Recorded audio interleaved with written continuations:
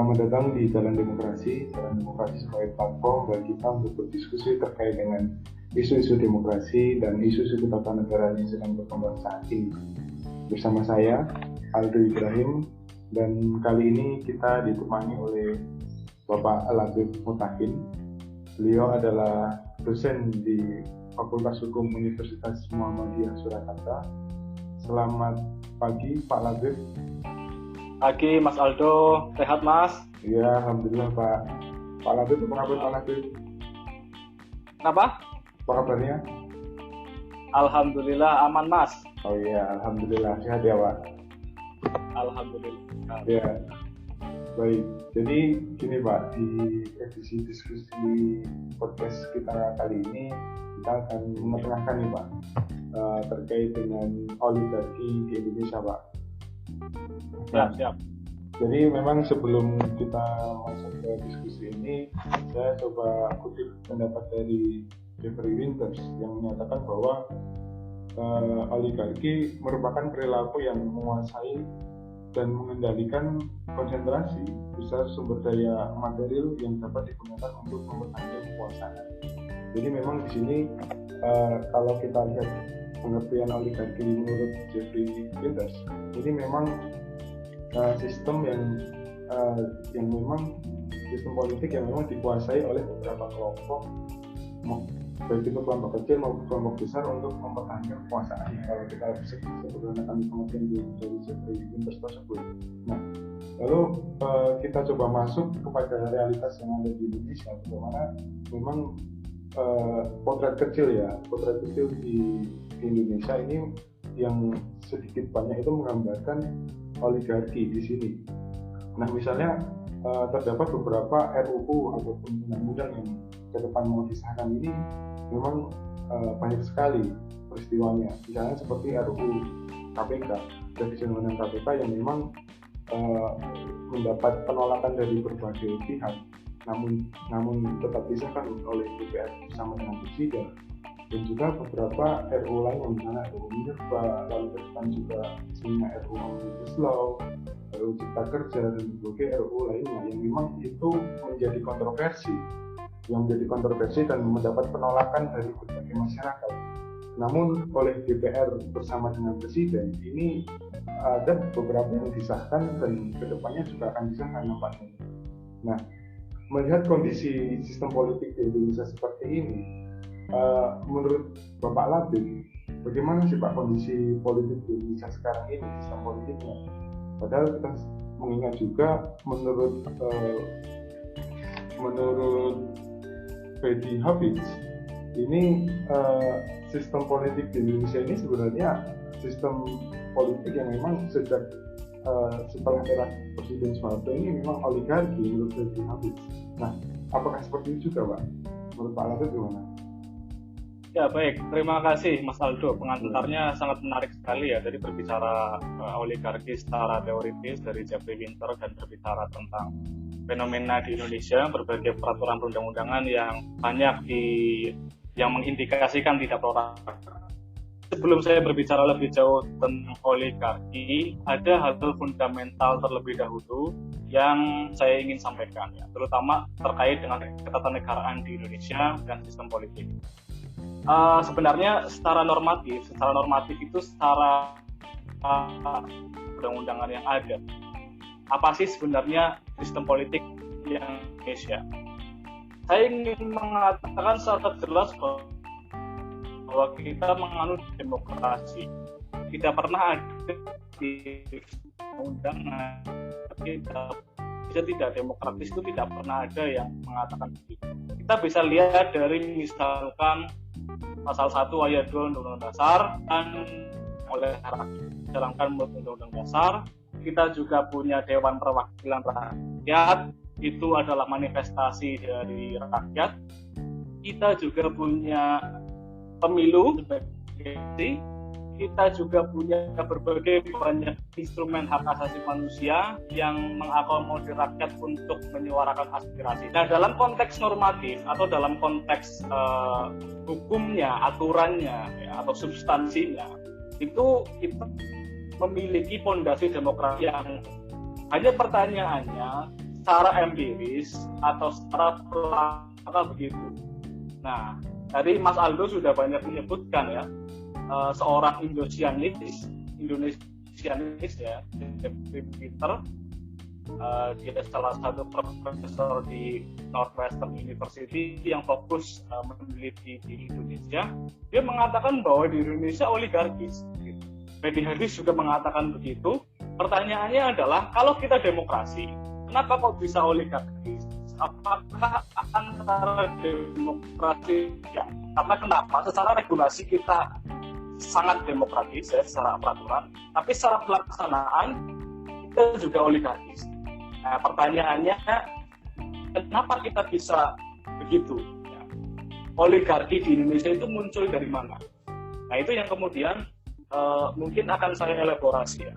Jadi kalau demokrasi itu kan pusatnya rakyat, secara faktanya, secara aturannya, secara empirisnya bagaimana? Secara empirisnya ternyata tidak begitu.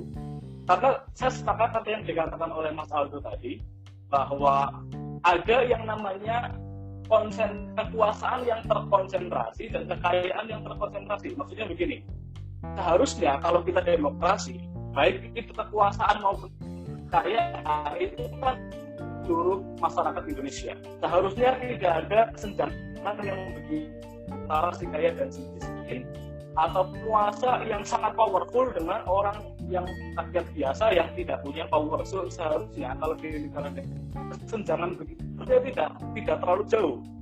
Kesenjangan pasti ada, itu nggak mungkin bisa dihilangkan dengan kesenjangan. Tapi seharusnya tidak begitu jauh. Nah, di Indonesia, kalau kita bandingkan orang kaya dengan orang miskin itu ketimpangannya sangat jauh. 7 data dari berbagai penelitian di Indonesia itu dimiliki oleh 5-7% populasi di Indonesia. Nah, terus sisanya bagaimana? Nah, ini kan menjadi sangat parah. Itu yang disebut sebagai konsentrasi kekayaan. Kemudian yang kedua adalah konsentrasi kekuasaan. Kalau kita lihat, ya, apakah kemudian kekuasaan itu terkonsentrasi kepada sekelompok orang? Ya, kita bisa mengatakan ya. Siapa di sini? Misalkan kita bisa menyebut ketua parpol, misalkan ya, ketua partai politik. Kalau kita lihat realitas yang ada, anggota DPR itu jarang takut kepada rakyat, jarang. Padahal mereka perwakilan rakyat. Ya. Tapi sama ketua partai itu takut sekali. Karena kenapa? Karena ketua partai itu konsentrasi kekuasaannya di situ. Dan parahnya, ketua partai itu siapa yang menyokong? Ternyata disokong oleh orang-orang konsentrasi kekayaan yang kita sebut misalkan orang-orang yang sangat kaya di Indonesia. Jadi tidak mau menyebut nama, tapi 7% populasi di Indonesia menguasai 70% kekayaan di Indonesia. Mereka bisa membeli partai, ya, bisa, ya misalkan kemarin lah, pemilu kemarin hanya ada 2 calon ya, Jokowi dan Prabowo. Dua-duanya itu menurut saya ya tidak lepas dari kungkungan oligarkis yang menyokong di belakang. Maka dari sini kita bisa melihat bahwa rakyat tidak memiliki kekuasaan ya, terkonsentrasi kepada pemerintah, dalam hal ini adalah parpol, kemudian parpol dikuasai oleh orang-orang yang sangat kaya, yaitu para oligark. Jadi untuk sementara ini pandangan saya tentang kondisi politik di Indonesia. Oh, iya. Itu Mas Aldo. Berarti kalau memang kondisinya seperti itu, lantas sebenarnya apa sih Mbak kekeliruan dalam mengelola sistem politik di Indonesia sebenarnya seperti apa Pak? Kekeliruannya itu dalam bentuk apa? Ya, saya mengutip Jeffrey Winter ya terkait dengan solusi ya. Jadi kalau kita lihat situasi yang seperti ini, sepertinya kita kan hampir mau putus asa begitu ya. Karena kita orang-orang biasa, saya, Mas Aldo, dan kebanyakan masyarakat itu kan orang-orang biasa sebenarnya. Orang-orang yang tidak memegang tampuk kekuasaan gitu. Kalau saya dosen mungkin ya berkuasa kepada nilai mahasiswa itu aja mungkin gitu ya. Tapi kalau orang yang sangat kaya itu mereka berkuasa kepada akol ya, kepada elit-elit politik dan sebagainya. Nah pertanyaannya, kita yang mayoritas ini, kita yang mayoritas tidak berkuasa ini, itu apa yang harus dilakukan? Itu kan kelihatannya, kita melihatnya pesimis. Namun tidak ada jalan lain menurut saya salah satu caranya adalah memobilisasi pergerakan rakyat. Dalam hal ini adalah rakyat ya yang biasa ini, yang seharusnya mendapatkan kesejahteraan ini, yang seharusnya tidak mengalami ketimpangan ini, itu harus bisa mengorganisasi dirinya untuk ya melawan hal-hal yang seperti itu. Hanya saja dalam konteks Indonesia hal ini sangat sulit ya. Dalam artian melakukan mobilisasi massa orang yang memiliki kepentingan bersama ya rakyat biasa ini melawan oligarki, itu saya melihat sangat sulit. Karena kenapa? Di Indonesia fragmentasinya itu sangat luar biasa ya. Beda agama, beda mazhab itu sudah pecah duluan kan, gitu kan. Belum ngomong oligarki, beda pakaian saja kemudian orang sudah nggak mau bersatu. Nah ini akhirnya Indonesia ini kan memiliki tradisi primordial yang sangat kuat ya. Beda suku, beda agama, beda etnis itu sudah sentimennya sangat luar biasa. Makanya akhir-akhir kemarin kajian tentang politik identitas itu sangat kental gitu. Nah dari sini saya ingin mengatakan bahwa solusinya menurut saya itu adalah mobilisasi rakyat, ya rakyat biasa saja gitu, yang memiliki kepentingan atas dirinya sendiri. Namun saya harus mengatakan sayangnya hal ini bukan impossible, tapi butuh waktu yang cukup lama dan agak sulit ya. Kita butuh tokoh misalkan kayak seperti Soekarno gitu ya, yang bisa mempersatukan kepentingan rakyat bersama. Soekarno kan sebenarnya dia orang biasa saja. Dia oke lah keturunan ningrat tapi bukan orang yang kaya raya. Ataupun orang seperti Gus Dur misalkan ya. Dia memang punya darah kiai, tapi dia bukan orang yang bukan oligark. Kita butuh orang-orang yang bisa menjadi simbol untuk mempersatukan kita. Sehingga kemudian arah-arah kepada mobilisasi rakyat bisa ya berjalan dengan cukup smooth dan cukup baik. Itu menurut saya begitu. Kalau memang ini menarik ya, kalau mobilisasi rakyat untuk melawan para oligark yang ada di Indonesia ya Pak, kan seperti itu. Nah, cuman problemnya gini Pak, kalau mobilisasi rakyat itu kita dihadapkan kepada penguasa yang memang ini sudah berhubungan sangat harmonis dengan oligark ini seperti apa Pak melihat ini? Soalnya kan penguasa juga mempunyai perlengkapan yang memang dia sangat kuat di situ. Dia mempunyai aparat hukum, lalu ada penegakan hukum yang memang bisa diterapkan oleh masyarakat yang memang akan melawan. Nah ini seperti apa Pak? Oke, saya ingin berbicara secara ini ya. Adakah kemudian gerakan masyarakat zaman lampau yang bisa menumbangkan pemerintah? Itu sangat banyak Mas. Salah satu yang paling terkenal adalah revolusi Bolshevik. Sebelum ke situ kita berbicara agak sangat kuno ya. Kita berbicara misalkan Nabi Muhammad lah Mas. Ini agak religius ya. Nabi Muhammad itu kan siapa sih, orang biasa kan dia, tapi dia berhasil menjadi tokoh yang kemudian berhasil melakukan ya menginspirasi masyarakat di sekitarnya dengan tauladan di dalam Islam. Dan akhirnya apa? Dia bisa mengalahkan oligark yang ada di Arab Saudi, itu Abu Jahal, Abu Lahab. Kemudian kita lanjut lagi misalkan yang paling mungkin ini kalau kaum kiri sangat suka cerita ini ya, revolusi Bolshevik. Ini itu petani biasa dia, bukan seseorang yang bukan orang kaya juga, dia tidur ya bersama petani dan lain sebagainya, tapi dia berhasil melakukan mobilisasi rakyat yang sangat kuat dengan idenya Karl Marx ya, tentang ingin meniadakan masyarakat tanpa kelas, dan itu berhasil memobilisasi rakyat yang sangat kuat, dan akhirnya dia berhasil menumbangkan Tsar pada waktu itu. Tsar itu pemerintah Rusia yang sangat berkuasa ya, dan dia sangat oligark sekali. Dan akhirnya berhasil. Nah, pertanyaannya, bagaimana di zaman Indonesia sekarang? Masalahnya kondisi konteks Indonesia dengan konteks Nabi Muhammad, dengan konteks Rusia itu berbeda. Jadi kalau di Indonesia ini kadang-kadang orang tidak sadar kalau dirinya tertindas, sehingga dia nyaman-nyaman saja. Karena kenapa? Tidak ada ideologisasi yang jelas di dalam kognitif masyarakat Indonesia. Ya mungkin hanya segelintir orang, tapi kebanyakan orang lain asalkan bisa main TikTok, update Instagram, main Facebook itu sudah merasa sejahtera gitu loh. Jadi akhirnya orang tidak ada panggil untuk boro-boro melakukan revolusi, melakukan kritik saja sudah malas begitu kan. Apalagi kita kenal istilah buzzer, cepong, kampret itu sudah semakin sulit.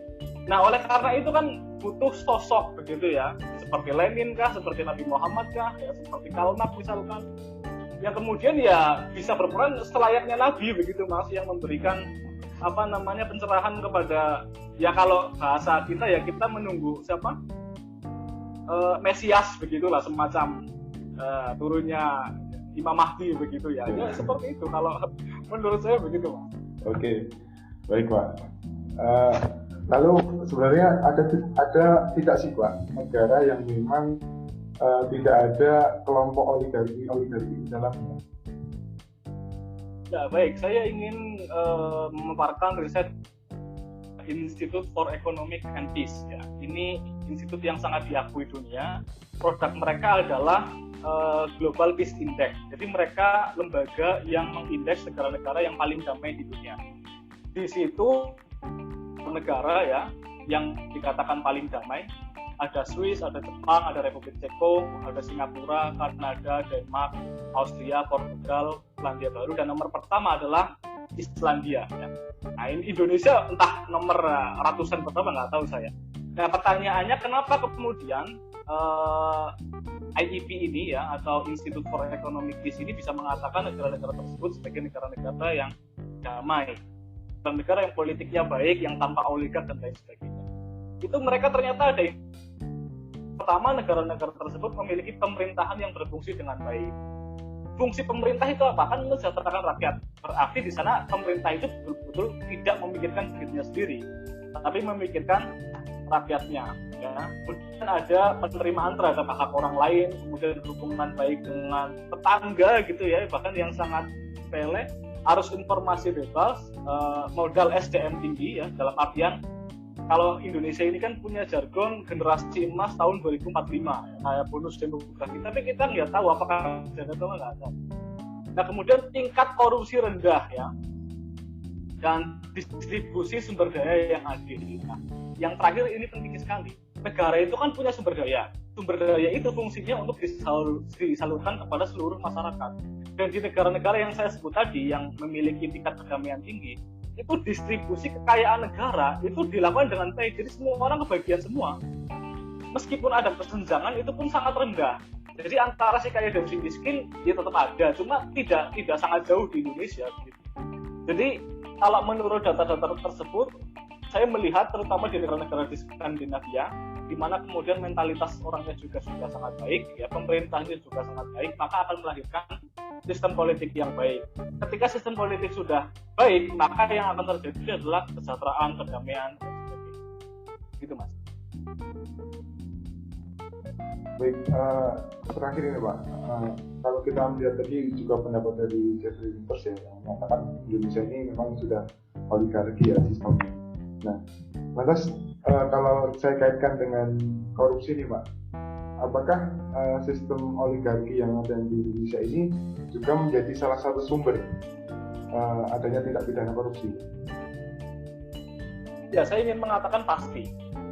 Ada istilah yang sangat terkenal dari Lord Acton yang mengatakan bahwa power tend to corrupt, ya, and absolute power absolutely corrupt.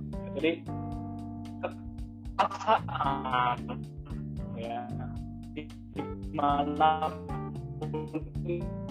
punya kecenderungan untuk melakukan korupsi. Kalau kekuasaan yang absolut, gitu ya, itu pasti korupsi. Kekuasaan yang absolut itu berdasarkan kekuasaan yang dipegang oleh raja, ya, monarki, termasuk juga oligarki. Oligarki itu kan dari dulu sampai sekarang ada itu backingannya tidak akan berubah. Misalkan di partai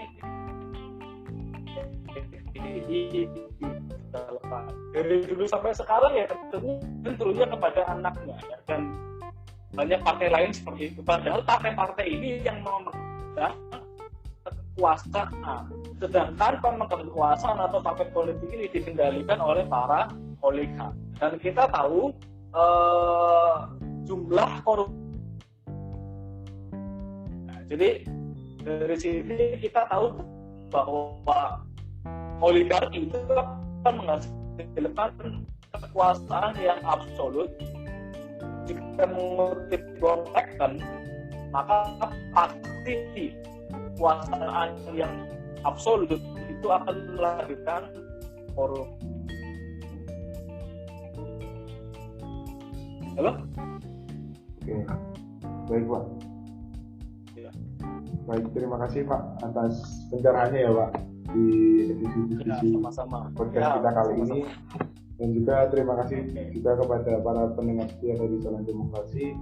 Nantikan podcast-podcast kita selanjutnya. Sekali lagi terima kasih Pak Aladud Mutakin. Sama-sama Mas Aldo.